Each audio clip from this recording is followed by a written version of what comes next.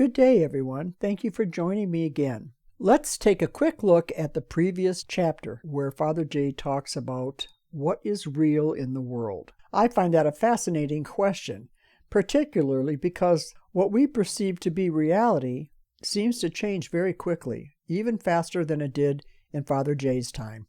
In his time, the internet was just really getting started, and he uses that to point out how much information is available that wasn't so in prior years. Because we have so much information at our fingertips, it is hard to know what is true and what isn't.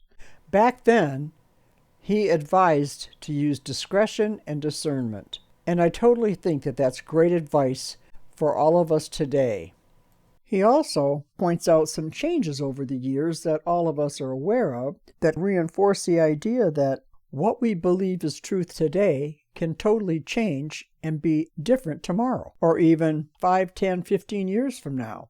Take, for example, space travel. In his youth, in the 50s, no one expected that we would accomplish as much as we have today. And that is just in regards to material realities that we see in the world around us. But what about our own personal realities? Because we are individuals and we all have free will, everyone is going to see things a little differently. Doesn't mean either one of us is right or wrong. It's just a different point of view, or individual perception. In other words, material reality can change, but in Father J's eyes, spiritual reality does not change. Go back to that chapter if you need clarification on these points. So now let's move on to the next chapter and see what Father J has to share with us this week. Part 4. Many of my concerns and reflections have to do with what I know about the mind, its importance, its responsibility, and its function in this mysterious creature called a human being. I believe that is what attracted me so much to the Silva method of mind development. It seemed to encompass what I was seeking at the time.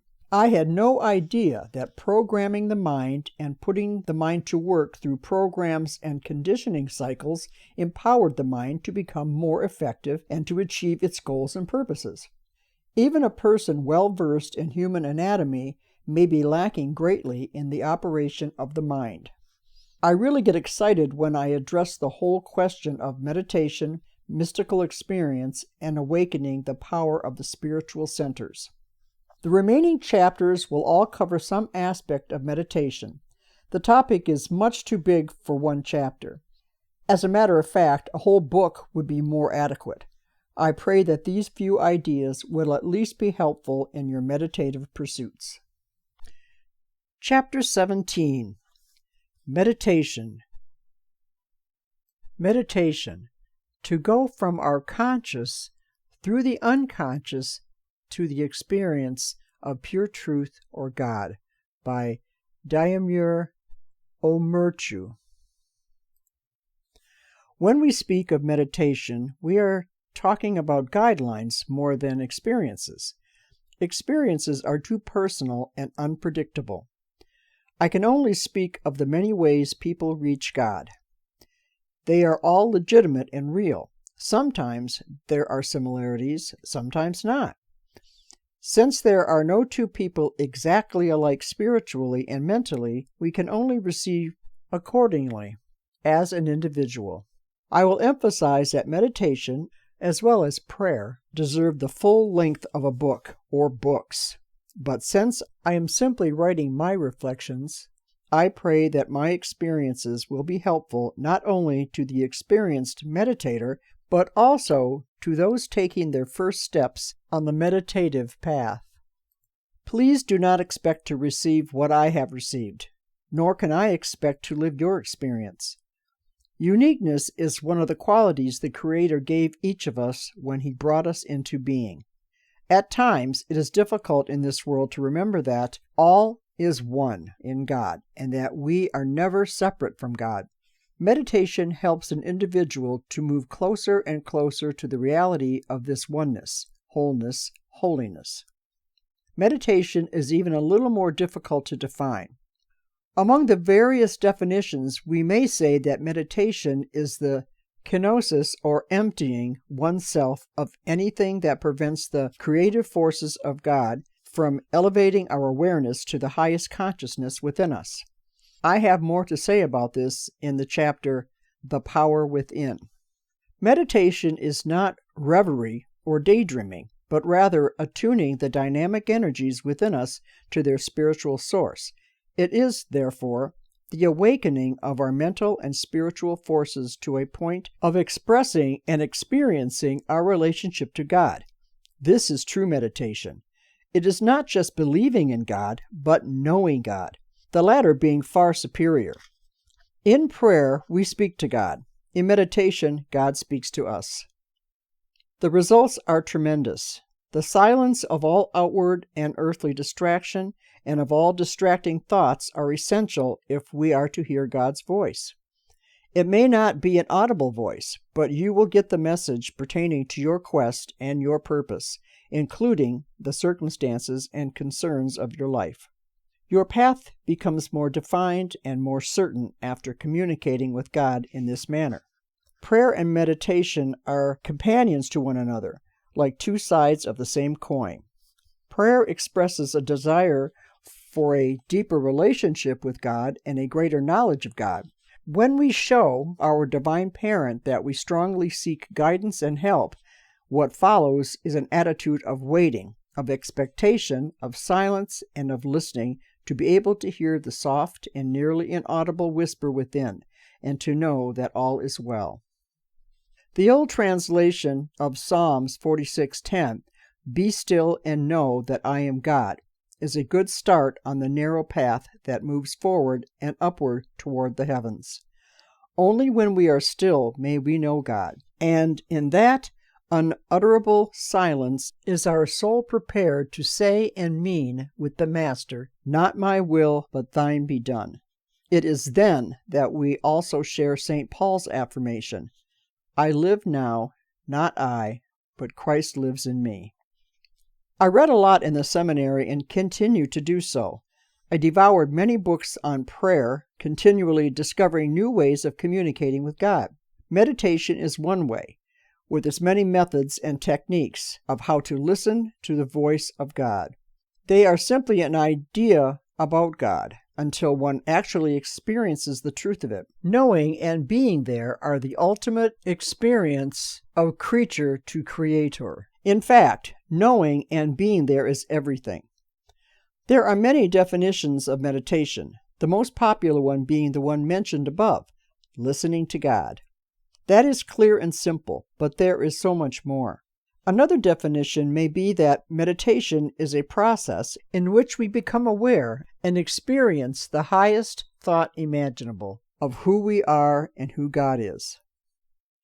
Obviously, meditation is experienced in many forms. What I now see is a broad spectrum with the very simplest method of meditation all the way to the most profound. They all had results, producing some spiritual benefit. Goals and intentions are the heart of meditation. Meditation is the key to bringing heaven and earth together as one, with no separation. There is no God out there and we here. It takes a lifetime to realize and to own the truth that we are God's family. When we meditate, we remember that very important, overlooked fact that we share in God's nature, since we were created as one of God's children. I do not intend to give all the basics of meditation such as you would find in a textbook. I can only relate my story and my experience. The process has to begin somewhere. The year I began to board at the seminary, I started to meditate. I was 15 years old, just a young teenager. Regardless of my age, I found much consolation, spiritual growth, and, to a degree, enlightenment according to my needs and values at that time. Later, I began making changes in the system and technique used in meditation, and also in my purpose and direction. While I was still in my teens, I meditated faithfully, but I did not realize at the time what kind of meditation I was experiencing. I simply thought that my simple meditations were the real and complete thing. I had heard of saints having incredible mystical experiences, but I thought at the time that God only granted the holy ones that privilege. It would be arrogant to think that Almighty God would intensify my meditations with such incredible experiences. I would call the type of meditation I pursued in the seminary a meditation of the intellect. That kind of meditation analyzes a problem and offers the means necessary to resolve it. Being problem-oriented, it was marked by analytical reasoning, or in simpler terms, a consideration of the problem or topic from every angle. In this manner, I would have a clearer grasp of something I did not like in my behavior and how I could change it. For example, since I was a student living in the seminary, a meditation on obedience would bring to my awareness a review of obedience according to seminary policy and rules of behavior. If I wanted to practice perfect obedience, I would focus on my shortcomings in regards to keeping the rules, let's say, regarding silence after evening prayers, in which there was silence until the next day. I examined my conscience. Did I speak at night to one of my buddies in the hall or in the common large lavatory where we would brush our teeth at the sinks side by side? Did I break the grand silence on my way to morning prayers? Continually monitoring oneself is a powerful way to improve one's life. This type of meditation for an average adult can also be very productive. It is a way of monitoring one's behavior. Heart monitors serve the same purpose in the area of health. In the meditative state, you can ask yourself, why am I gaining weight? You begin to analyze. Do I go for snacks every time the commercials come on television, especially when it advertises some delicious cake, candy, sandwiches, Pop-Tarts, or countless other tempting delicacies? Actually, the average person does not need a commercial to move into the kitchen for a snack. Just watching TV encourages it. Usually, it gets boring just sitting there, and there is so much repetition. Then, there are the other areas of life. Are your foods high in fat grams, calories, sodium, or carbohydrates? Do they look at the readouts on the outside of the product, indicating the composition of the food you intend to put into your stomach and which will affect the total body system? You can see that improvements can come quickly if one is serious about self-improvement. Of course, you can spiritualize this form of meditation by examining just how often or how rarely you talk to God. Going through an entire day, a typical day, just how often do you take the time to address your divine parent? Who loves you more than you love your own children? You may even question, what is most often on my mind? What do I spend most of my time thinking about, being concerned about? Actually, what is my number one priority?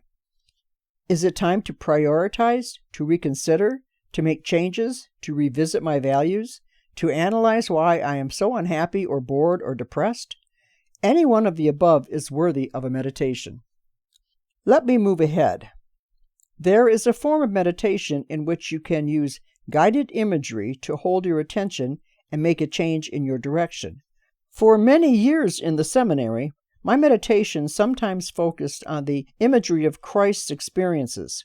For example, during Holy Week, the last week of Jesus' life on earth, I would visualize as clearly as I could the whole Paschal mystery, that is, the suffering, death, and resurrection of Jesus.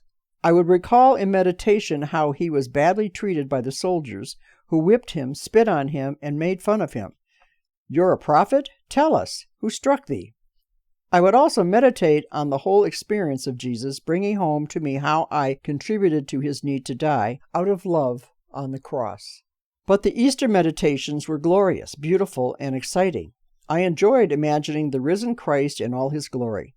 Naturally, one can make a good meditation about any biblical character such as Moses, Abraham, the mother of Jesus, Peter, Paul, or King David.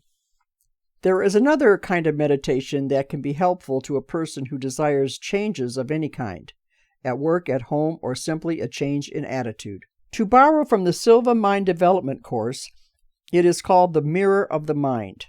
This is how it works. With your eyes closed and looking not straight ahead, but a little above the plane of sight, visualize first what you do not like about your situation. The fear, the anxiety, the hurt, the stress, the discomfort, the anger, and so forth. You picture, with color, location, and specific details, all the things you do not like about your particular conditions at home or outside the home. Then you mentally burn that picture, destroy it somehow, and never go back to it. Then, to the left of where that image was located, now imagine what you would like. Possibly a raise, working in a different part of the building, having a different boss, returning to a peaceful home after work, having the best day of your life, or getting along joyfully and peacefully with your spouse, the kids, and the neighbors. This is a powerful method of meditating to change the circumstances in which we live. Don't underestimate the power of visualization and its impact on life. You are putting your subconscious to work. More on that later. Such imagery brings clarity to our deepest desires and motives. It can bring peace in your home. You can achieve a much higher and more desirable level of awareness in which you find yourself. It is your option to choose what is important to you. There are other forms of meditation which are directed to problem solving. They are all helpful, but they do not necessarily lead to spiritual growth, nor do they have to. Nonetheless, they do work and can enhance one's living conditions. However, the most important quality a human being can experience is being fully alive and spiritually awake. Any form of meditation that leads to spiritual growth and a greater perception of reality is worth pursuing. Pick a method of meditation that suits you best. From the time I was ordained a priest in 1956, I continued to meditate but felt as if it were not enough for me. I wanted more. I desired to seek out some methods that have been tried and tested from the greatest meditators in the world. At that time, I still put the saints in another category. They died, I thought, and took their spiritual recipes for meditation with them. What were people still alive saying? I recall so vividly walking at night in Holy Cross Church asking for help in this manner. At first, I was only asking.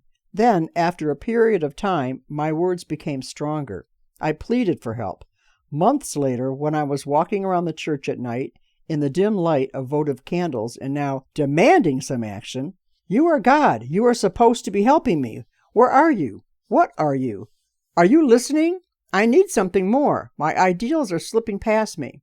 Please don't let that happen. Guide me. Show me a path that will work. Something real. I want to know you more intimately.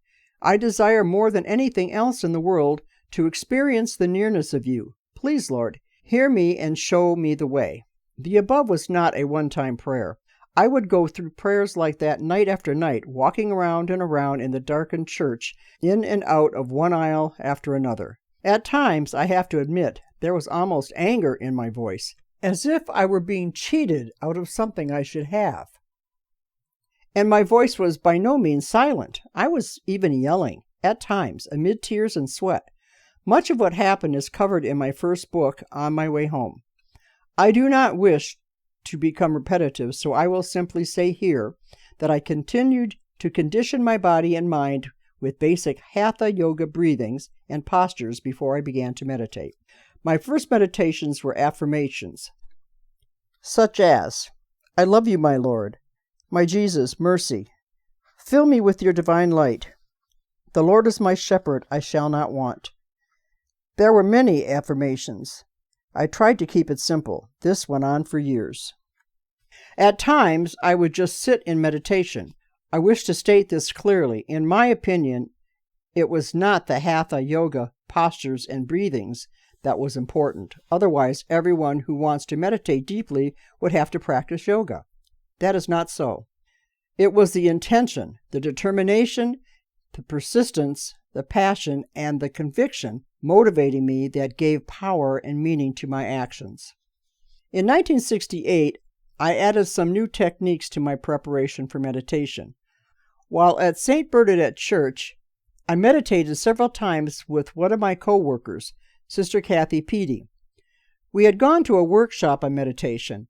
It stressed the discipline of focusing the mind and removing all distractions. It was recommended at the workshop to light a candle, stare at the flame, try not to blink, then close your eyes. This was only a suggestion. We took it seriously. The first thing we both noticed was that as soon as we closed our eyes, the image of the flame from the candle dominated the darkness. The image was beautiful to look at, but it was in an opposite color than the actual flame and started to move off center and drift away. The power to focus then was exerted. Mentally, we had to move the light back to the center and keep it there. This took willpower and determination. Try it. After a while, I had no difficulty keeping the image of the candle light in the center. I would even move it around to wherever I wanted it to go. This may be a good step number 1 in training the mind to focus on one thing and one thing only. I continued to study about the importance of the deep breathing as an integral part of the preparation for meditation. I learned that the air we breathe is not just plain old air, but chi, which is the breath of life, in the same sense that we call God the Holy Breath. That is what the words Holy Spirit means, holy breath. Another method of relaxation for the serious meditator is to tighten, then relax the major parts of our anatomy. For example, tighten the foot and ankle area, then relax them. Then the thighs, then the torso, the arms, the neck, the eyes, each time holding the tension for a few moments, then releasing totally all tightness or stress from that part of the body. It's surprising how totally relaxed one can become. This is not the meditation. Rather, it is only a preparation to condition the body so that its energies will work with you and not against you. If you feel very exhausted, stressed out, and tense, you are not in the right frame of mind for meditation. This is why the body needs conditioning first. Of course, all of the above is secondary to the conditioning of the mind. Mental distractions are far more disturbing to the efforts of focusing on one thought or of clearing the mind of all thought.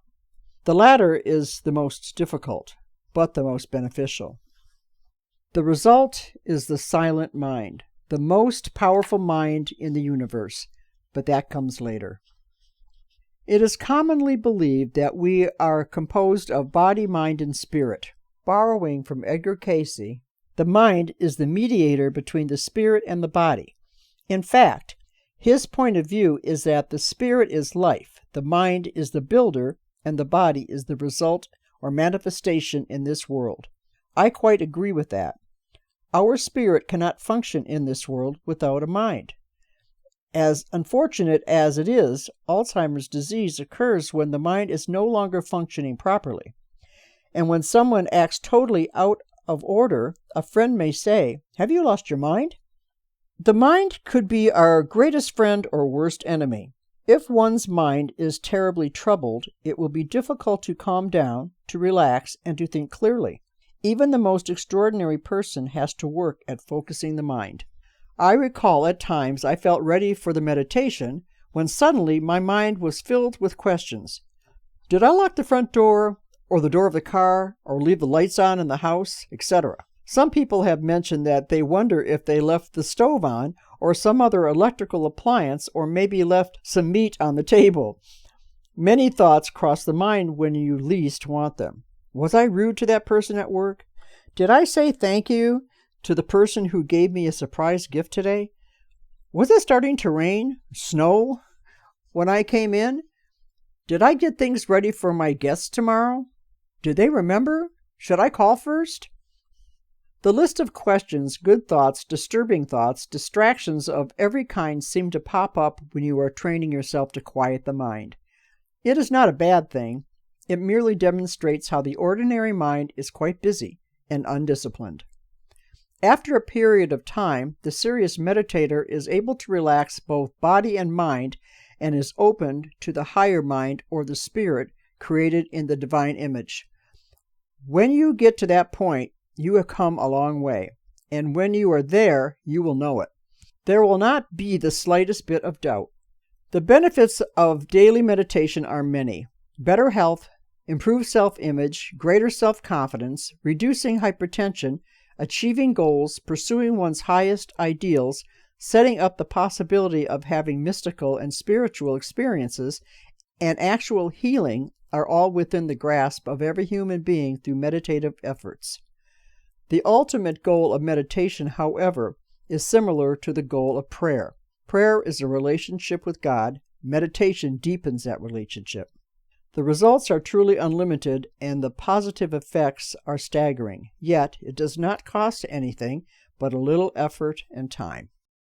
Thank you for listening, and please join us every Sunday for our watch party at our new premiere time of 2:30 Pacific Time as I premiere the next chapters of Father Jay's book.